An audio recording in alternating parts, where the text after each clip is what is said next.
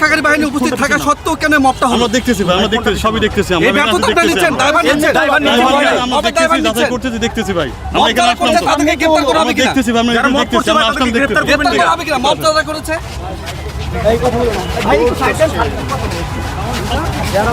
মূলত পুলিশ কর্মকর্তাকে এই বিষয়টি নিয়ে জানতে চাওয়া হলে তিনি খুব একটা সদুত্তর দিতে পারেননি এবং মূলত একটু আগে যে বিষয়টা আমরা দেখছিলাম যে একজনকে আটক করার পরে যখন সে বলেছিল যে সে বঙ্গবন্ধুকে ভালোবাসে কথা বলার পর তার উপর অতর্কিত পেটানো হয়, সেই বিষয়টি খুব আলোচিত সমালোচিত এখানে হয়েছে। সেই বিষয়টি নিয়ে এখন পুলিশ কর্মকর্তা যে রাষ্ট্র সংলাপ ফোরামের আনাম আয়েশ তার সাথে কথা বলছেন এবং একটু আগেও আমরা সেই বিষয়টি জানতে চেয়েছিলাম। তিনি বলেছেন যে পুরো বিষয়টি নিয়ে তারা জানছেন এবং চেষ্টা করছেন এবং তিনি এখন সম্ভবত কথা বলছেন।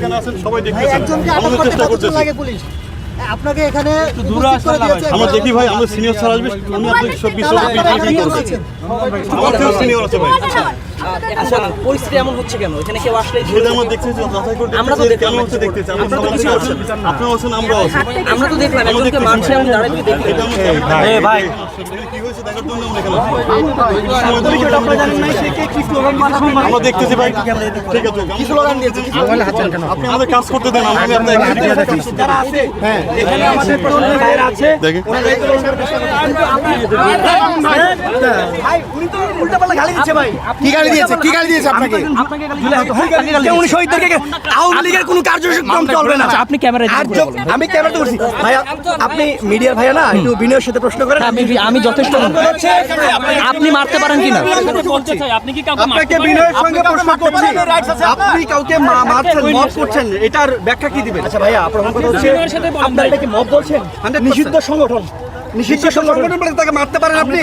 আইন করছে। আমি তো অবশ্যই পুলিশের হাতে তুলে দিয়েছিলাম। আমি দেন না, আপনি তো ঝাড়ু দিয়ে মেরেছেন। প্রথম তো পুলিশের হাতে ঝাড়ু দিয়ে মেরেছেন। পুলিশের হাতে দিলাম, পুলিশ ভাইরা তো হেল্প দেখেন কি মব করেছেন কিনা? আমি মব করেছি। আপনি আমার কথা বুঝেন, এটা অভিযোগ আছে, করেছেন কিনা? হ্যাঁ বা না? এটা মব না। আপনি ফেসিস্টের লোকজন আমাদেরকে মেরে ফেলবে, আমাকে হুমকি দিবে, রাস্তায় পিটাবে, ওইটা মব না। আপনাকে উনি হুমকি দিয়েছে? অবশ্যই। আমাকে কয়েকদিন আগে যে পিটায় যাবে, ঢাকা মেডিকেলে আহত করলো, তখন কইছিলেন থ্যাংক ইউ। কিন্তু আপনি কিন্তু মবের অভিযোগ ছিল। এদিকে আসেন।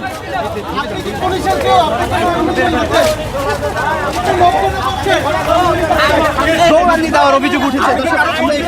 আনাম আয়াস বলা যায় যে এখন অনেকটাই প্রশ্নবিদ্ধ এবং তাকে প্রশ্নে আটকানো হচ্ছে।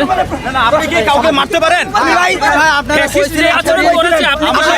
কইছিলেন 24 সাল কোন অভ্যুত্থানের কয়টা জুলাইয়ের পক্ষে দেখেন, আপনি নিউজ দেখেন, আপনি বের করেন। আপনি মারতে কইছিলেন, আপনি আব্দুল্লাহ যোদ্ধা, আব্দুল্লাহ যোদ্ধা,